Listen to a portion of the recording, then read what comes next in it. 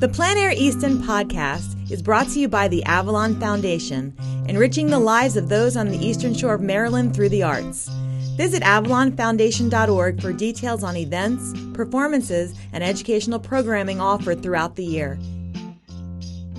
Today's episode is sponsored by JFM Enterprises, providing distinctive ready-made and custom frames and moldings to the trade since 1974.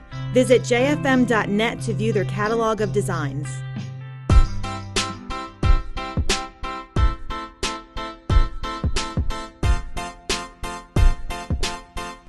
Wow. Oh my gosh. That makes me feel sad for all people that don't understand that the universe is sending you signals all the time. Why do you say that Just on, pay why do you attention. say that on the camera? On the thing? Why do you say that? Because That's what you want to say. Do your job better. I did want to say that. Yes, I'm say that. terrible at That's this. you. If you don't You know are it not yet, I'm terrible at awful. this. Why didn't you say that? I wanted to say that, but I also Say wanted it. to acknowledge how moving that was, Tim. I will. You take the color. I'll take the play-by-play.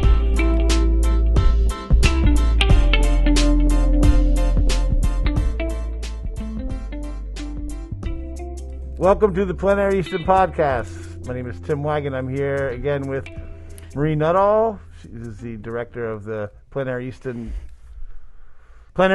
Marie, welcome back. Good to see you, Tim. Good to see you. How you been since the last time we did one of these things? I've been just great. Just great. Wow. That's good. That's good. We are here today with Daniel Robbins. And this is another artist that I literally talked to for 2 minutes this year about how he was painting light through this year's competition. And he won several awards, a couple awards anyway. 3. Daniel, welcome to the show. Thank you. Thank you for having me. How are you dealing with things these days? With terms of what's going on in your own personal world and the world around you, and how you're dealing with the pandemic coming back and all that kind of stuff. How's your state of mind? My state of mind, is pretty stable, actually. Pretty solid, pretty stable. I even with kind of Delta making its way through, I mean, I'm fully vaccinated, so I am just not going to stay inside anymore. I'm willing to take the risk now. I don't have any family members who are unvaccinated or are particularly at risk either. So I'm going out and doing my normal thing as I kind of need, like many of us, for our mental health. So even though Delta's moving around, I'm still going to the grocery store, going to the gym, doing the typical outdoorsy things. Still taking my 4.5-year-old out to fun things because she needs it too. So I'm doing all right, and I'm finally back in the classroom. I teach at VCU, so I'm trying to work with my students this semester so that everybody can kind of get what they need. So I have a hybrid structure where I will always have Zoom open for them if they can't come into the classroom or can't come on campus. But I'm in the classroom 1 day a week now, teaching in person for anyone that wants to and can make it to class. So, I'm trying to kind of work through this myself as everybody else is, but trying to be accommodating to to my students and to other people who just can't stand to sit inside anymore. So Exactly. But for the before we officially started interviewing too, you had said something about being technically challenged. And it's kind of amazing how much the pandemic has kind of shifted us into, even the resistant of us have either had to make a choice of we're either going to get tech savvy a little bit or not at all. Does that help you in your teaching? Has it helped you? Um, I'm laughing partly because just today I was giving a demonstration for my students where I brought in an old drawing tablet that I've had for literally 15 years, and it didn't work the way it was supposed to on the computer I was trying to demo on because it's just so old, and it didn't have the drivers to like set up the different settings and things like that. So, and then the week before that, I brought in like a 12 or 14-year-old laptop to help do a demonstration. So like I have been really resistant. Where are you finding all these relics? How old are you, Dan? How old are you? I just don't get rid of them. I know. How old are you, Dan? Did you get that when you were 4? Are you 27? How did this pass you by? Add 10 years to that, but no, I mean, I just don't want to sit looking at a screen for longer than I have to. You know, I would way rather be doing other things. And you know, I have learned Zoom, and I have learned Canvas, which is kind of like how we're grading and communicating with students now, and that's it's a pretty good tool as well. But no, I mean, I still have a probably a 14-year-old iMac that I'm going to be replacing in a couple of months. So it's just it's time now. Are you sad? they were good computers, or they last a long time. Yeah. That is for sure. Yeah, and don't get viruses. No, they don't. I mean, it has been a wonderful machine for the whole time I've had it. It's just, you know, I haven't been able to use the internet on it really for the last, I don't know, probably 8 years. So it's just like, it'll make my life way easier to upgrade at this point.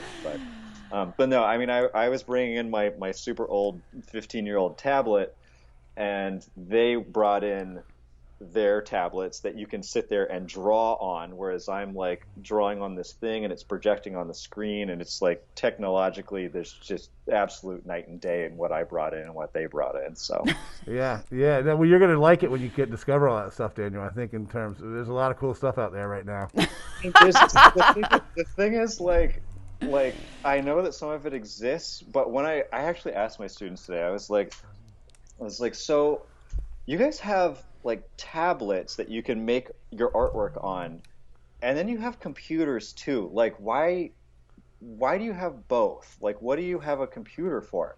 And they were like, well, for like 3D modeling and you know, rendering and graphics and stuff like that. And I was like, I don't even know how to do any of that. Right. Well, yeah. I mean, not to get, we probably need the processing speed in the computers for the 3D modeling. So they get. But so now, Daniel.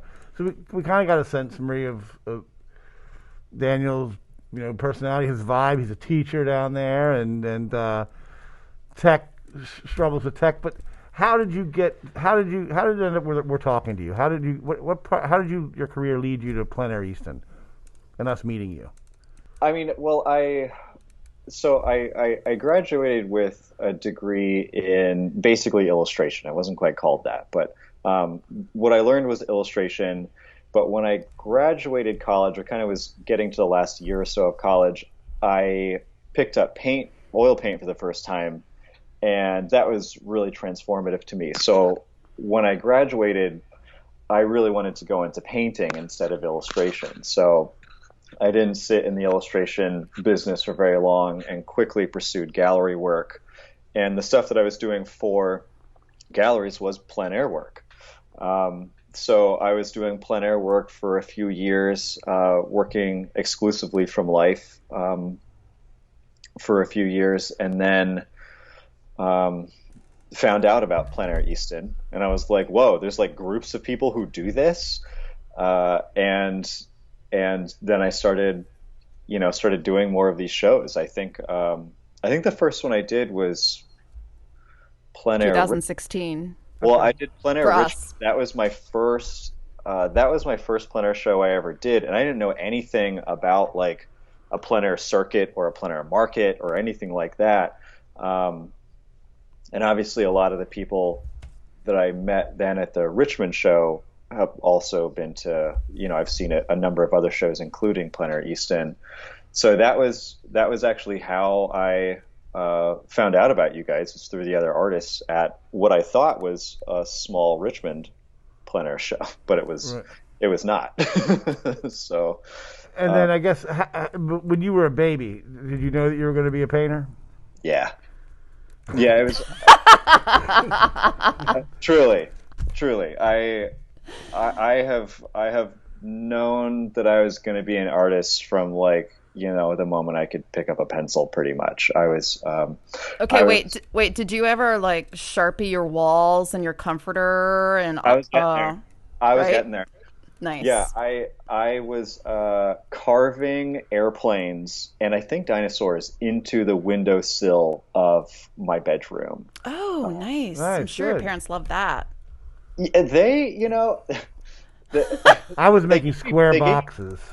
They gave me paper very soon after that, but no, they actually, when they were replacing all their windows a few years ago, they called me and asked me if it was okay to throw that away. Oh, nice. Yeah. Absolutely. I still have my son's Sharpie pillowcase. He drew on everything in his bedroom one time when he was supposed to be napping. So yeah I still have that. So I get where your parents are coming from. I didn't have. There was one time when I got a hold of a pair of scissors and destroyed a number of things in a room. But the drawing was mostly relegated to my windowsill or to paper. Thankfully, I don't think I was a wall drawer. Gotcha. Did you draw anything else besides plein air? Did you? I mean, were you? What attracted you to the outside? And is that where you started? That wasn't really quite where I started. I mean, I was doing some landscapes plein air, but I think partly because I graduated with an illustration degree and kind of with an illustrator's mindset. The first show that I actually created was pretty narrative figure paintings, and those were done from photos. They were creative compositions. But I was doing a lot of the studies for those pieces from life. So I was going out and painting on location to figure out what I wanted to do with the light and the color and what kind of environmental things I wanted to put in there. So I was really doing a lot of studies for those paintings. But those paintings were they were not tied to reality the same way that plein air painting is. But that was really the only, I did this big figure painting show and then very quickly moved kind of exclusively to landscape right after that. Though I have since kind of vacillated back and forth. But I kind of dropped figure painting for a while. Oh, okay, good. I misunderstood. I really thought that, and this is not even to be funny, but I really thought you said I went from a finger painting show to so his next question was going to be about your finger painting skills. Right. I was like, did you? No, I upgraded very quickly to brush. Oh, that's awesome. Your first year in Plein Air Easton was 2016, and what inquiring minds want to know is how has your painting changed from that first year? What did you take away from that first year, and how has it informed your painting that's showing up today? So, really, a lot of it, I think, comes down to maturity and developing a better understanding of what it is that makes me tick and kind of what I'm searching for in the work. I actually did a painting that first year that I still think about occasionally called Caged, and it was a big tree behind a brick wall. And if I was to create that painting now, it would look different. But there were things that I was tapping into in that painting at that time that I still work to tap into now. There was kind of a sense of light in that painting. There was also a sense of narrative to it, and there was a story, there was kind of a relationship between things that wasn't purely observational, that had a bit more purposeful manipulation to it. There was it's a little bit moody, if I can interject in there. And if Absolutely. you want to see the painting that Danny's referencing, it is on our website. It's in one of his competition pieces from 2016, and it does have a little bit of moodiness about it.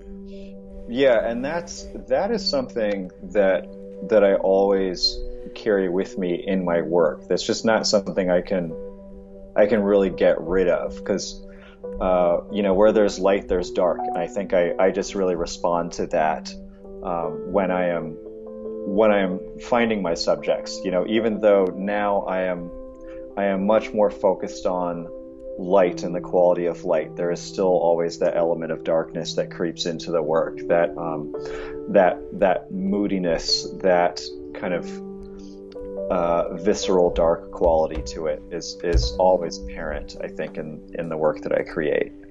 Well, and that leads me to one of your posts. You say you have a tendency to say some really intriguing things that I think are really insightful. But you said that you want to spend more time listening to your paintings and less time forcing them to speak. Is that what that painting does for you?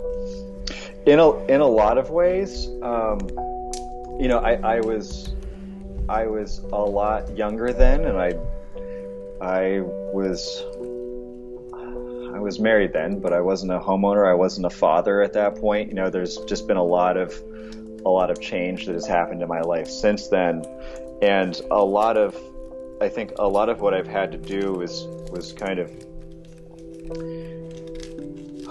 check my ego a lot more.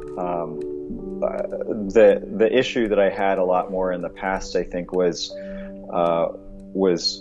always trying to kind of purposely propel myself forward, and try and kind of be the best that I possibly could, but in an egotistical way, in a way that was kind of a little bit more about the glory and a little bit less about the process and the and sort of the personal relationship you have to the work and to the subject matter. So I think I think that overall, just kind of maturing in life and kind of settling down and realizing that the sort of all of this stuff is ephemeral has really helped me to focus on the things that are more important in my work, and more important in my life. So there are qualities of that in that older painting Cage, but there is just a bit less maturity. I think there's a little bit more fluff in that, in a way, and there's also maybe not quite enough attention paid to just the process of painting and the wonderful aspects of light, and really paying attention to that, kind of the narrative qualities that you can embed inside the paint. Well, that's very sort of a great observation of yourself that you share with us. So that's what's wonderful to hear. Obviously, it's changed your work. When you say you were talking about the glory, can you talk about that? Maybe I was painting for the glory, a little bit of that. Can you go into that a little bit?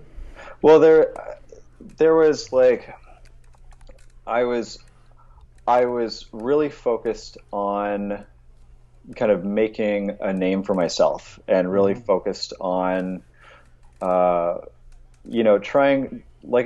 to create the best work I could, but there was so much ego attached to that best work and that idea of what my best work was. I was very much focused on trying to do something that was a bit different and a little bit edgier. And what I realized as I got older is just that I'm terrible at that. I'm awful at that. That's just not the way I think. That's not the way I process. And so being able to relieve myself of that burden has really freed me to pursue the much more emotional type of work that I'm trying to create now. The stuff that is much more, in tune kind of with my psyche, but also kind of the art as a religious pursuit almost is a lot of what I'm doing now. As someone who didn't grow up with any kind of organized religion, the older I get, the more I'm using art as a way to kind of connect to this larger universal kind of understanding of life and death and God.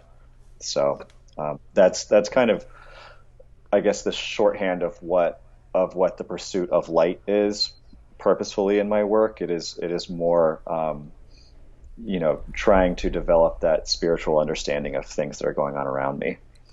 Who are you reading? Are you reading anybody in terms of any of this or that sort of thing? Or I wish I was a reader, and I'm just not. I have the same sort of trouble when I'm driving, but when I read, I fall asleep pretty easily, especially when it's a book. A screen is a little different. I don't know if it's just because of the glow of the screen, but I don't read that much. I do, I do listen to lectures from other artists and things like that, but it's a popular theme, that sort of art as a holy place or whatever, sacred sort of like place is why I was just curious. But you seem to have come across it yourself in your own sort of way. I mean, I have definitely been introduced to that as an idea before. I mean, you have a lot of the, Baroque paintings, the Renaissance, all of that stuff. You have, linear perspective created as kind of a way to represent the divine. And you have, plenty of a history of that in art and in painting. So I'm kind of aware of it in an art historical sense. I mean, you have Luminism too. The Hudson River School painters are some of my biggest influences right now. Right. And they were getting at a lot of the same stuff in their work, the transcendentalism and all of that. So, I have definitely done a bit of reading, I guess, in the past of a lot of that stuff, and for the last, I don't know, 2 or 3 years, it's more been about trying to process those things and, work through the internal processes that I haven't been listening to nearly as much as I should have. So. Was there an aha moment? Like you said, you had learned about it, and was there a moment when you were like, oh, this is what they mean, like this speaks to me?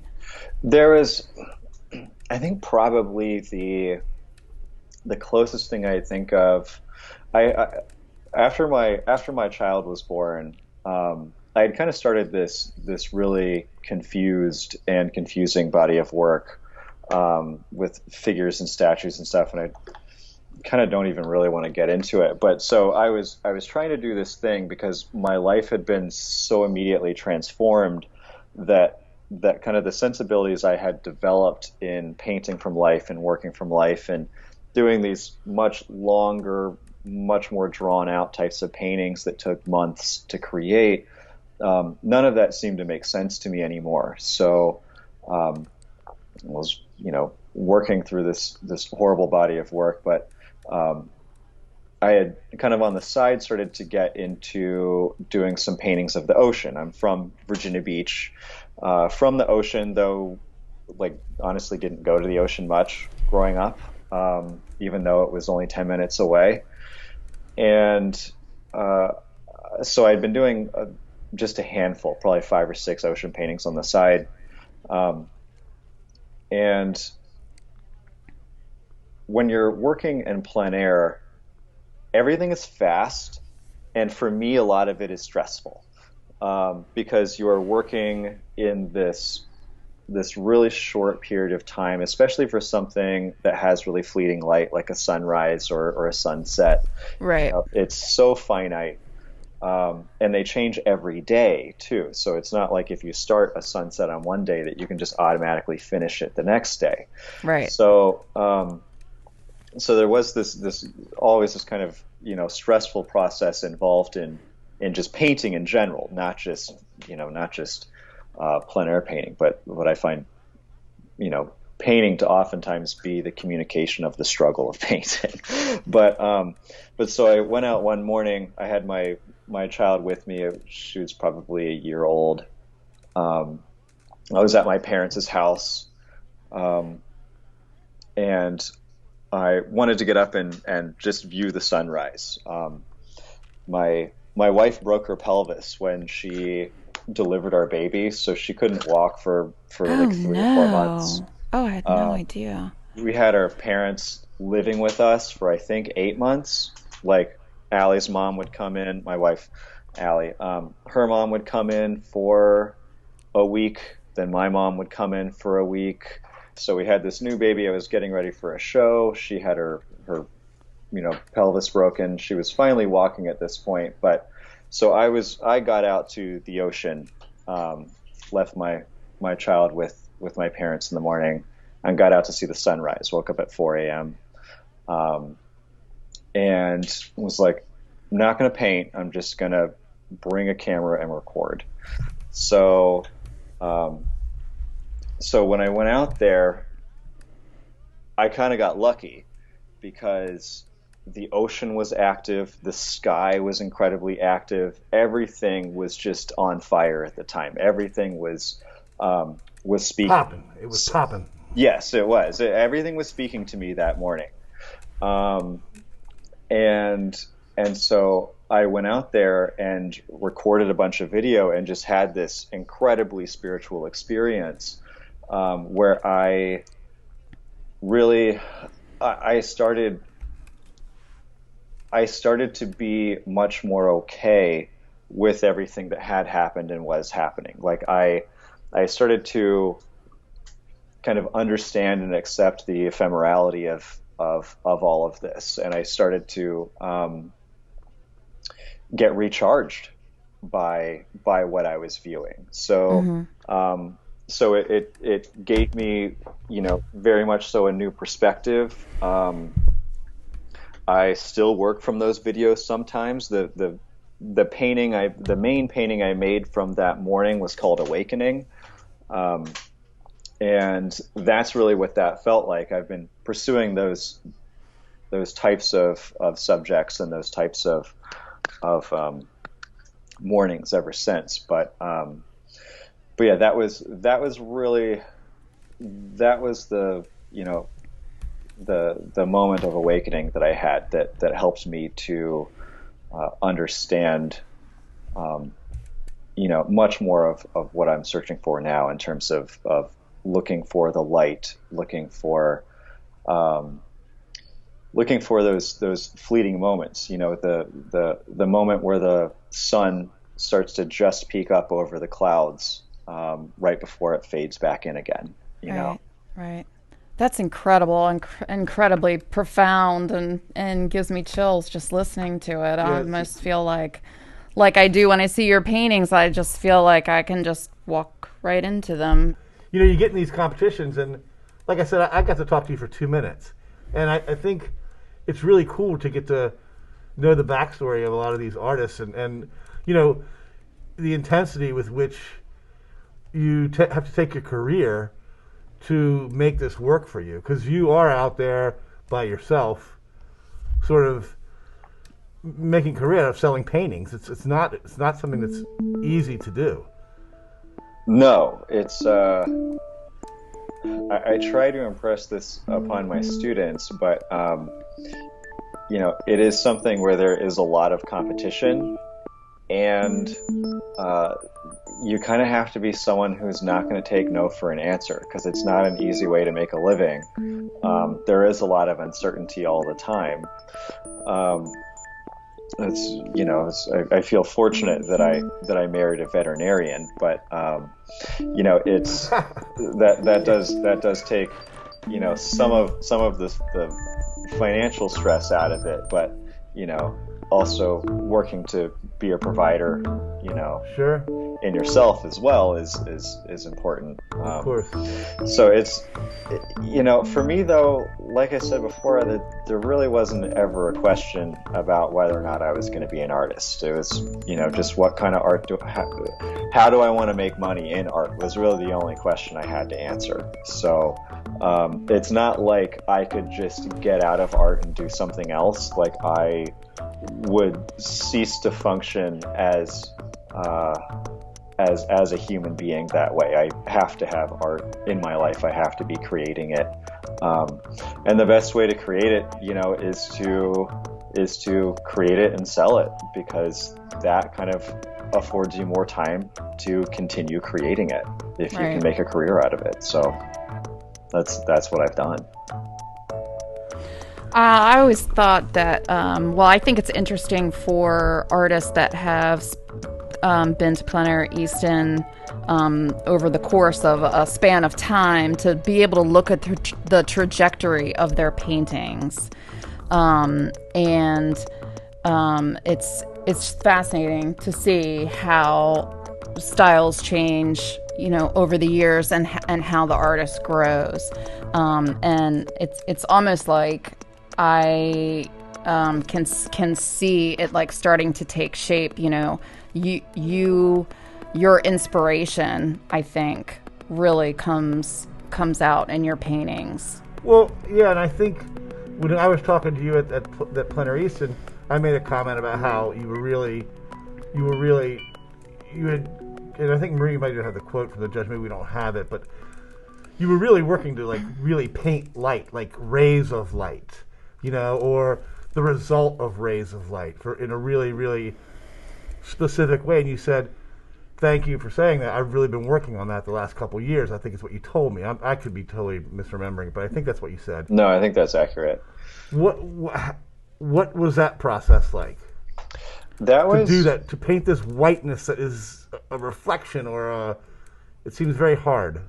It is a tricky thing, mostly within the confines of a plein air show when you're working very quickly.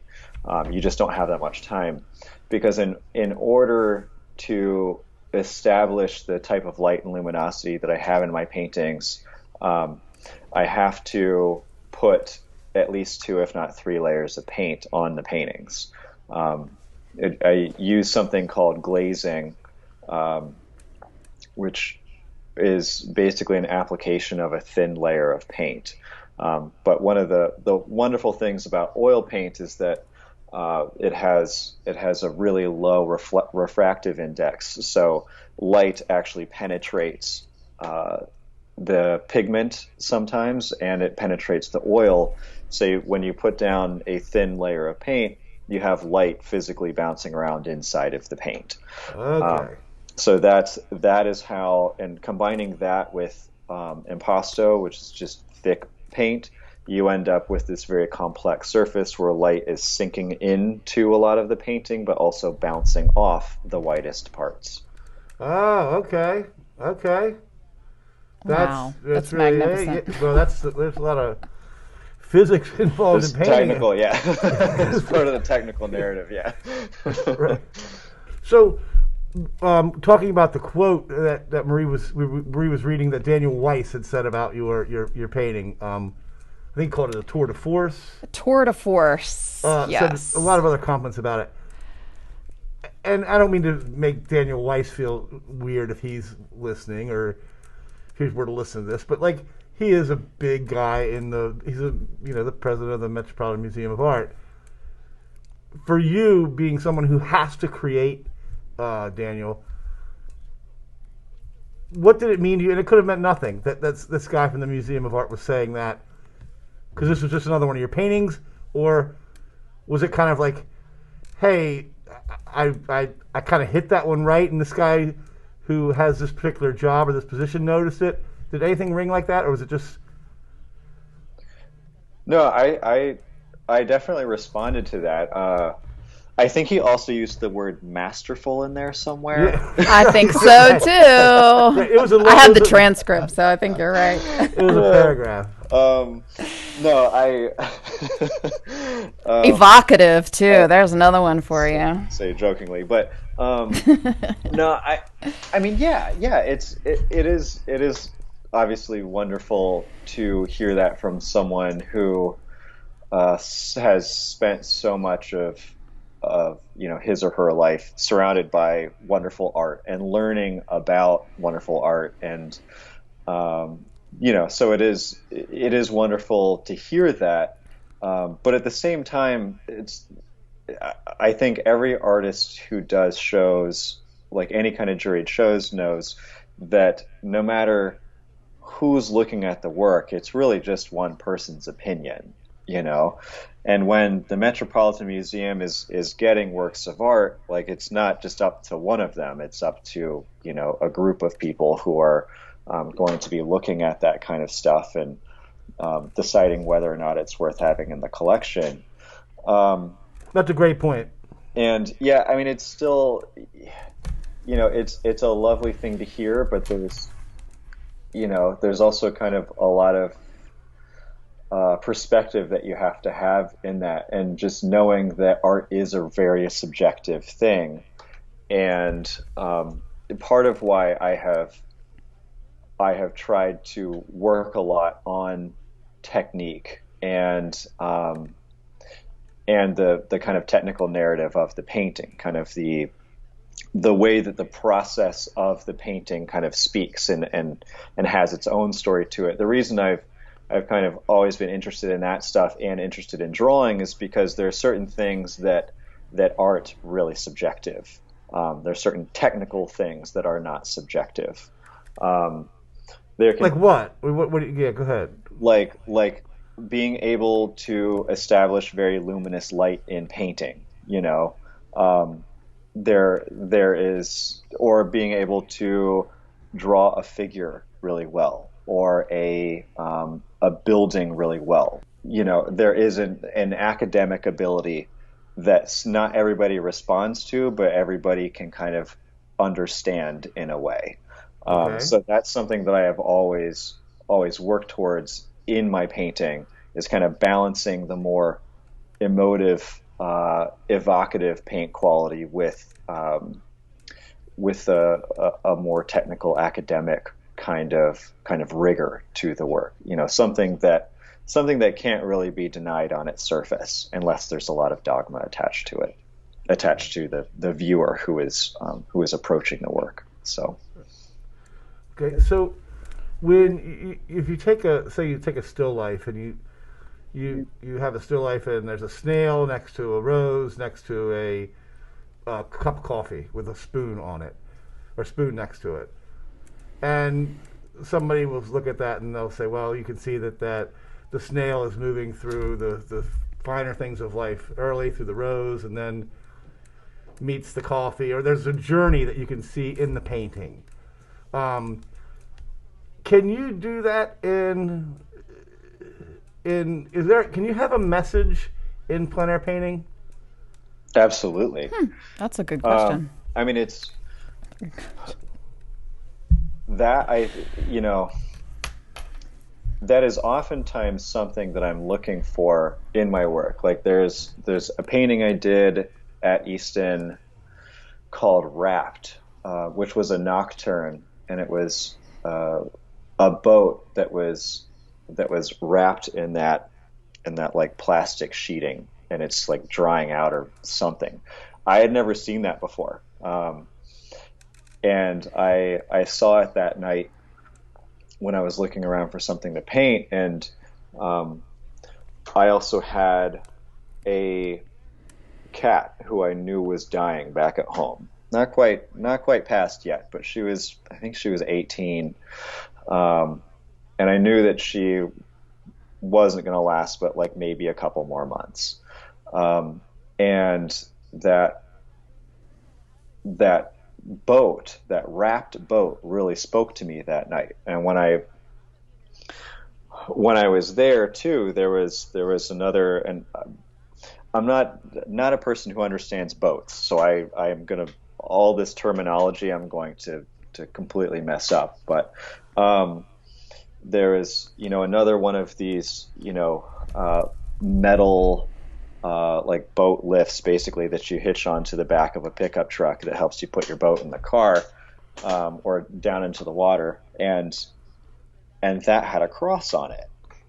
And that was kind of in my field of vision, so I ended up kind of moving that a little bit more into the composition. There was kind of a cross and a chain attached to it, and then this raft boat in the background, and that became for me a meditation on death, thinking specifically about my cat that we were going to be putting to sleep in probably 3 weeks, I think it was, after Easton. So.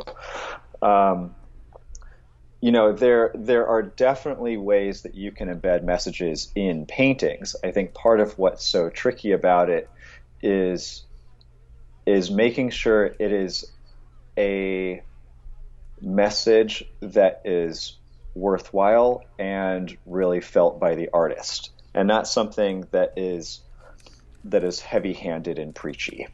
Coming from a point of kind of deep honesty and humility, I think is at least for me typically where my best communication comes from. It's the things that I'm not necessarily trying to communicate, but I'm trying to understand. That is a far better way of me presenting that information than trying to present it in a narrative way. It's more the journey of trying to understand the content of what I'm observing. So, love that. This is probably going to come like a stupid question, Marie, but so if let's say that's okay. You're due one anyway. It's been 3 minutes. So if you take that one of the boat painting that you did with the light hitting it, and there's a light hitting it, which is incredibly impressive, but then there's a peacefulness beyond it. Across the creek, there's not that light hitting it. You're trying to paint that peacefulness too. How do you paint that? How do you paint peacefulness? As I said, probably a dumb question. No, I mean it's not even that piece. I don't know. It's not that I was necessarily trying to paint peacefulness. It's more that there was there was a peacefulness and a quiet to the whole scene. Right. I remember looking at it. Right. I mean, to where I was planted, I was, there were hardly any people around, which is something that I look for in my locations. I don't like to set up where there are lots of people. I want to have kind of like this singular experience where there aren't a lot of distractions. So that was a very, very quiet place. And it is kind of funny that you say that the area across the water is kind of where the peacefulness is, because I'm not sure that I read it necessarily the same way, because that background partly was really a combination of lots of abstract mark making, because it was kind of very compositionally relevant, but there was so much of the content that I was trying to express was in the foreground, the foreground and middle ground. So that background did have a much looser application to it, and it was also probably the easiest part of the whole painting too, because it was kind of peripheral, Right. Yeah. Sure. So, I mean, I think part of that peacefulness is just the peacefulness of the whole scene. Everything is very quiet in that painting, except for the light, and the light. Right. Yes. The thing that is leaving. It's the thing that is changing. Everything else has this stillness to it, and I think that is more what I am responding to, is that kind of duality of having. This stillness to the scene, this kind of lack of distraction of anything else going on, but also this fleetingness, this, this feeling that it is all changing quite rapidly, and it's going to be different soon enough. So that kind of duality is I think more what I'm responding to when I look at scenes like that. And it was actually, for that painting, it was actually the light on the puddle in the foreground is why I made that painting in the first place. I saw the light from the sun reflected in that puddle, and I knew that puddle was going to be dried up in probably 2 hours. And I was like, that's what I got to paint right there. How do I put that puddle in there, and what else is going on that I want to paint? And that's really where that painting came from. That's very interesting. Very interesting. That's very cool. What's next for you, Dan? What's on the horizon in the near future? Projects you're working on? Yeah. So, I have recently started showing with Studio B, so I am trying to get Betty some more work. I just sent her some more work recently, but Studio B Art Gallery is located here in Easton, and is our good friend Betty Huang is the owner of that. So that's a reference for our listeners. If you listen to this, you can definitely check Daniel's stuff out there for sure. Yes, in person. So I'm working on keeping my gallery stocked with paintings, but I am still doing a lot of the ocean work. They're almost all just exclusively sunrises, so I get out there and I'm kind of searching for those very spiritual, very temporary moments out there, and I've had I've probably been out searching for that 30 times and have maybe 8 times when it has really given me something that I want. So that's a pretty good percentage, because that's a hard thing to paint. I mean, just in terms of I don't care what political party you are with or what you think about the world or anything you're doing or whether this is that. Everybody, no matter who you are a sunset stops you. It doesn't matter what type of person you are. The sunset has the same effect. And a sunrise can do it too. Mm-hmm. But so that's got to be really hard to. It's got to be a tough job, I would imagine, to really paint what nature is giving you in such a vibrant sort of and powerful looking thing. Well, and part of it too. Part of what I'm struggling with now is that because I've been out there so many different times and have kind of a much clearer vision of what it is I'm looking for now. Because there have been times where I'm out there and I'm trying to force that experience, and it's just not something you can force. It happens or it doesn't, and there's certain things that you can plan for. Like you can look at the weather and see what the clouds might be doing. You can see what the ocean swell might be doing at that time too. So there are ways in which that you can kind of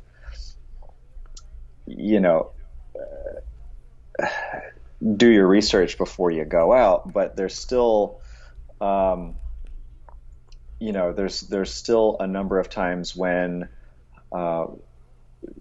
when the sunrise just kind of looks like last week's sunrise, because it's not always that transcendence, that you're going to feel every time you see it. Right. And especially since I've been out there a bunch of times, you do get, kind of repeat things. So what I'm really searching for is that next moment of spirituality, that next moment of kind of clarity in some of those paintings. But honestly, I have so much reference material right now that I haven't been able to work from just because of time.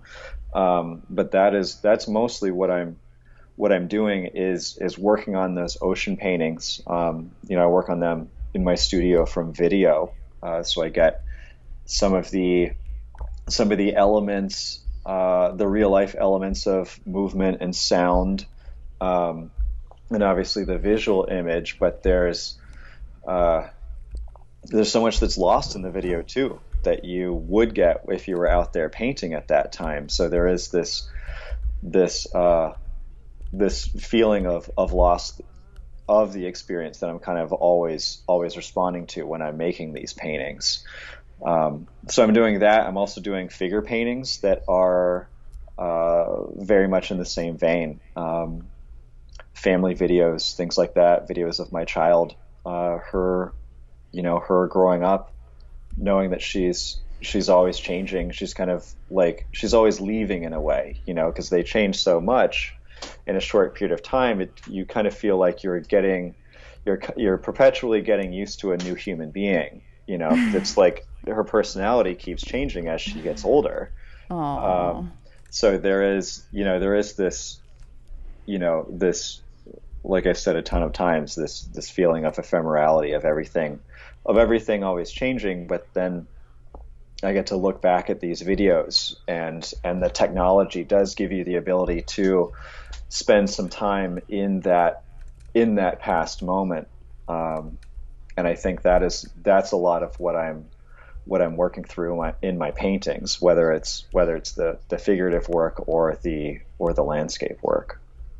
I really get what you say about, the video with your trying to capture a scene. Because I find myself so often, I'll like be really moved by the sun coming through the trees, or, and think to myself, oh, that looks just like a painting, and hold my phone up to take a picture. And then I'm like, well, it didn't look like that. Like, That's not even, that's not even good. I don't even know what that is. Yeah. So I get that. The still image is just that. It's very still, Right. And if that is the type of experience that you're trying to relay, then that is fine. But I am not a photorealist, and I never have been a photorealist. It is not ever something that has been of interest to me. So the photography has kind of always been a tool, but doesn't ever feel like a means to an end. Right. The video feels like the proper kind of I guess like explorative vehicle, that I can choose, as opposed to just a snapshot. So got it. Trying to catch those moments of movement. Yeah, I mean, there's just like, watching a video is just, it transports you to that moment so much more than a photograph does. That's really true. The movement really is so instrumental. The movement and the sound. I mean, it's like, obviously the visual is one thing, but then when you make, when you add those other two elements in, of the sound and the movement, then you really end up with a far more complete picture of what it was like to experience that. And having experienced all of these things firsthand, there is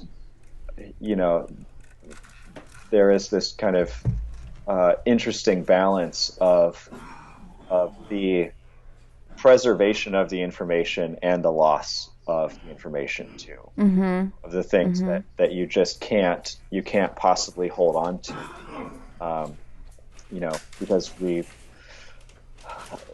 Partly because we don't have the technology for that, and probably because the technology will never exist. Because right. You can't just, relive those experiences again. Exactly. So, Danny, that has been so great talking to you. I have just been so enthralled by listening to this conversation. I'm sure that I will listen to it again. By the awards that you received at Plein Air Easton, you are an automatic invite for 2022. So I think that I may have nudged you about whether or not you're accepting that invitation. Do I have to ask you again if you'll be back? Are we announcing it right here? I am, if I am alive, I will be back. Perfect. So I'm going to count you as a yes. Yes. No, very, very excited. I really enjoyed Easton this year, especially after COVID. It was great timing, and kind of the more I do Easton, the more it feels like routine, and in that way it doesn't feel quite as stressful as it did the first couple of years. So I'm always looking forward to getting back to the area. It's a beautiful area, and I love painting there.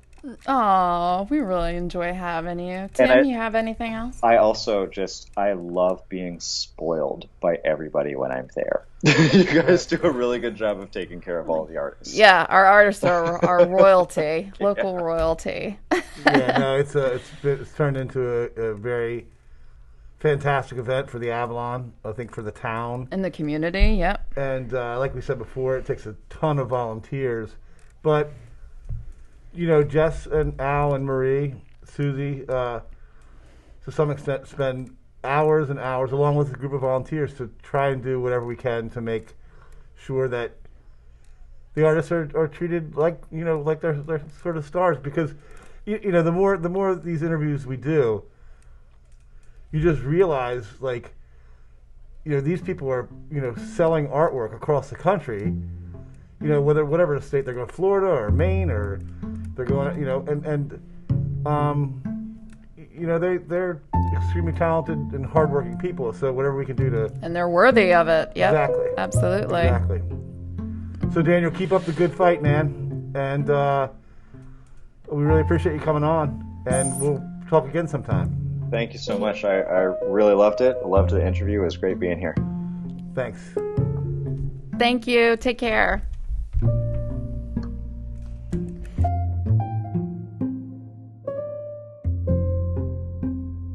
The Plein Air Easton Podcast is brought to you by the Avalon Foundation, enriching the lives of those on the Eastern Shore of Maryland through the arts.